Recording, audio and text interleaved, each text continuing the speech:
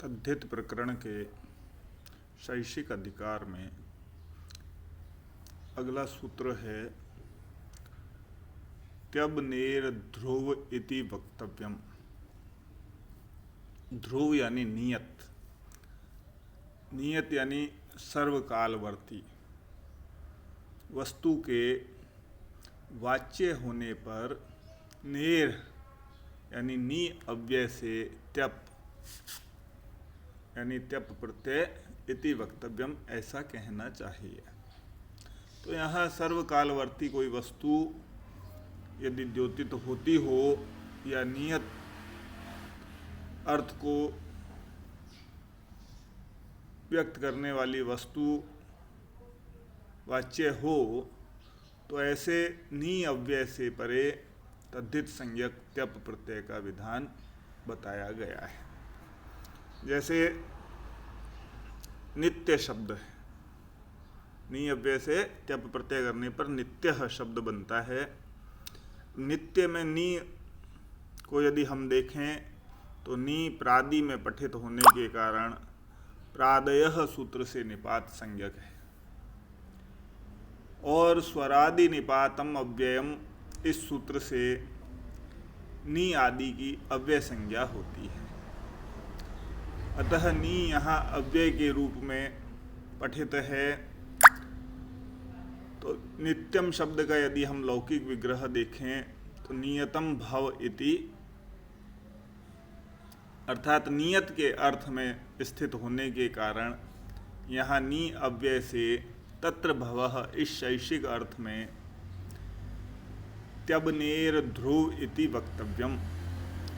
इस सूत्र से नियत कालवर्ती या नियतिक प्राकृतिक नी अव्यय से त्यप प्रत्यय का विधान हुआ। तब नी प्लस त्यप रूप बना। तदुपरांत नी प्लस त्यप तद्धितांत हुआ। अतः कृत तद्धित समासाश्च सूत्र से तद्धितांत होने के कारण नी प्लस त्यप की प्रातिपदिक संज्ञा हुई। प्रातिपदिक संज्ञा होने के बाद हम प्रत्यय में विकार कार्यों को करते हैं। अतः त्यप में प अंतिम हल है, अतः हलंत्यम सूत्र से अंतिम हल पकार की इत संज्ञा हुई। और तस्य लोपः सूत्र यह बताता है कि जो भी इत संज्ञक होता है उसका नित्य लोप होता है। अतः यहाँ इत संज्ञक पकार का लोप हुआ। तब नी प्लस त्य अर्थात संयोग करने पर नित्य यह शब्द तद्धितांत का बनता है। शब्द से पद बनाने की विधि हम निरंतर जानते ही हैं और कार्य करते रहे हैं। तो सर्वप्रथम सुप प्रत्यय की प्राप्ति होती है।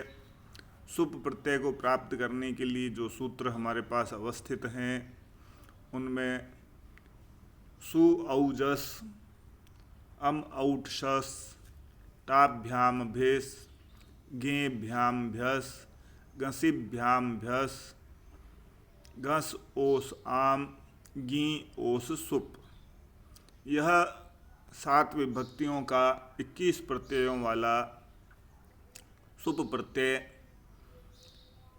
सुपह सूत्र के साथ प्रयोग किया जाता है कि प्रातिपदिक से सुप प्रत्ययों का विधान होता है। सुप प्रत्ययों का विधान परश्च यानी परे होता है। किससे परे होता है उसके लिए कहते हैं ज्ञाप प्रातिपदिकात, गी प्रत्ययांत, आबंत और प्रातिपदिक से परे सुप विभक्तियों की प्राप्ति होती है।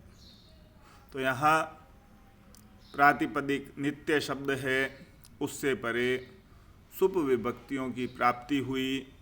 तदुपरांत द्वयेकयो द्विवचनैक वचने इस सूत्र से प्रथमा विभक्ति एक वचन की विवक्षा में सु प्रत्यय प्राप्त होता है।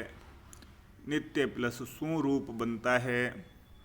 सु उपदेश है और उपदेश में अवस्थित उ अनुनासिक है। अतः उपदेशेज नुनासिक इत यह सूत्र बताता है कि उपदेश में अवस्थित अनुनासिक अच की इत संज्ञा होती है। तो यहाँ अनुनासिक अच ऊकार है, अतः ऊकार की इत संज्ञा हुई। और तस्य लोपः सूत्र कहता है कि जिसकी भी इत संज्ञा होती है उसका लोप होता है, अतः यहाँ इत संज्ञक ऊकार का लोप हुआ, तब हमारी स्थिति नित्य प्लस स बनती है। अब स पदांत है, अतः ससजुसो रू इस सूत्र से पद के अंत में स्थित होने के कारण सकार को रू आदेश हुआ। तब नित्य प्लस रू यह रूप बना। अब रू भी उपदेश है और अनुनासिक अच वाला है, अतः उपदेशेज अनुनासिक इत इस सूत्र से रू में स्थित अनुनासिक अच ऊकार की इत संज्ञा हुई। और जिसकी इत संज्ञा होती है उसका तस्य लोपः सूत्र से लोप होता है, अतः यहाँ इत संज्ञक अनुनासिक अच रू का ऊ है, अतः उस ऊकार का लोप हुआ, तब नित्य प्लस र बना। तदुपरांत र विराम में स्थित है, अतः विराम में स्थित वर्ण की अवसान संज्ञा का विधान बताया गया है विरामोवसानम सूत्र से। तो इस सूत्र से विराम में स्थित होने के कारण र की अर्थात रेफ की अवसान संज्ञा हुई। और जिसकी भी इत संज्ञा होती है उसका, जिसकी भी अवसान संज्ञा होती है, ऐसे रेफ को दो अवस्थाओं में विसर्ग आदेश हुआ करता है। कहता है सूत्र खर वसानयोः विसर्जनीयः। तीन विभाग हैं इस सूत्र के, खर वसानयोः विसर्जनीयः, अर्थात खर अवसानयोः षष्ठी विभक्ति द्विवचन का रूप है या सप्तमी विभक्ति का रूप है। यहाँ पर यह खर तथा अवसान संज्ञक खर परे हो या अवसान में स्थित रेफ हो, तो ऐसे रेफ को विसर्जनीय यानी विसर्ग आदेश होता है। तो यह सूत्र हमेशा काम आता है। दो अवस्थाएं बिल्कुल स्थित बताई गई हैं कि रेफ से परे या तो खर प्रत्याहार का वर्ण हो या अवसान में स्थित रेफ हो, तो ऐसे रेफ को विसर्ग आदेश हुआ करता है। तो यहाँ रेफ विराम में स्थित है, अतः विराम में स्थित होने के कारण इस रेफ को विसर्ग आदेश हुआ, तब नित्यः यह प्रथमा विभक्ति एक वचन का रूप सिद्ध होता है।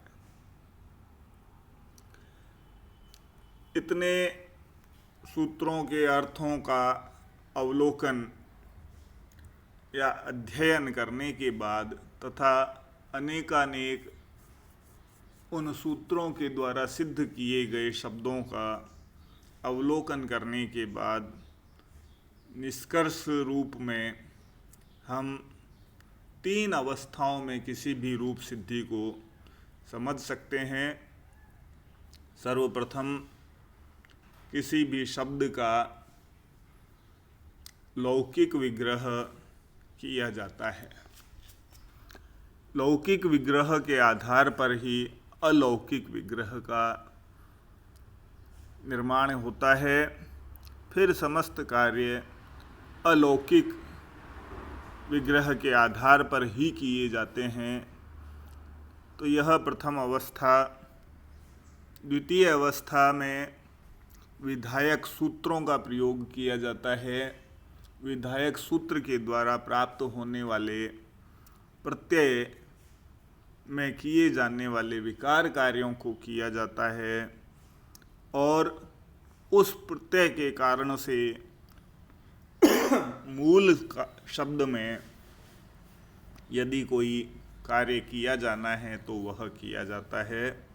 तो इस दूसरी अवस्था को करने के बाद हमारे पास एक तद्धितांत का शब्द बनता है और उस तद्धितांत के शब्द से फिर पद बनाने की विधि शुरू होती है। पद बनाने की विधि में हमें सर्वप्रथम सुप विभक्ति की प्राप्ति करनी होती है। सुप विभक्ति की प्राप्ति होने के बाद उस सुप विभक्ति में जो भी कार्य किए जाने हैं, विकार कार्य किए जाने हैं या उसके पश्चात संधि कार्य किए जाने हैं, उन संधि कार्यों और विकार कार्यों के बाद हमारा पद निर्माण होता है। तो इन 3 अवस्थाओं को यदि हम बांट करके चलें और ध्यान में रख करके चलें तो हमारा कार्य बहुत आसान हो जाता है और हम किसी भी स्थिति में किसी भी शब्द के साथ किसी भी सूत्र से नवीन पदों का निर्माण करने में सफल हो जाते हैं। सर्वत्र यही प्रक्रिया काम में आती है, चाहे वह तद्धित प्रकरण हो, चाहे कृत प्रक्रिया हो, चाहे समास हो, चाहे स्त्री प्रत्यय हो। सभी में सर्वप्रथम विधायक सूत्र की प्रवृत्ति होती है।